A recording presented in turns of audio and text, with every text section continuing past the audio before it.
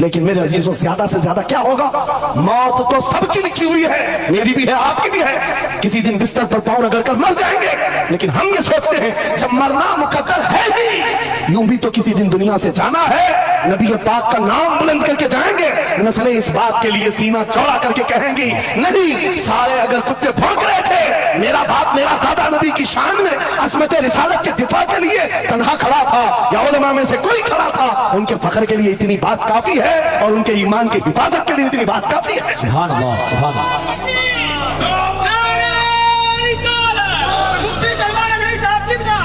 اس عظمت رسالت کے لیے آپ کو کیا سمجھ آتا ہے؟ بہت دن ہو گئے ہمارے آرام کے، بہت دن ہو گئے سکون کے، نبی کے نام پر ہم نے روٹیاں بہت کھائی، حضور کی عزت پر کیا کیا نہیں ملا ہم کو، کون سے دن تکلیف آئی ہے،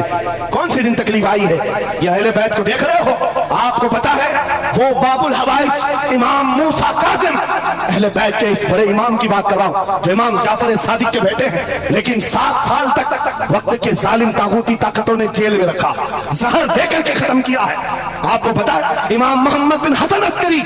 جن کو زہر دے کر کے ختم کیا گیا، اہل بیت تھا جنہوں نے 20 سال جیل کاٹی ہے، رسول اللہ کے شہزادے تھے، وہ رسول اللہ کی آل تھے، آج تو لاکھوں میں ہے، اس وقت تو نبی کے شہزادے چنندہ تھے، پوری دنیا کا وہ مرکز تھے، لیکن جیلوں میں 20 سال گزارے،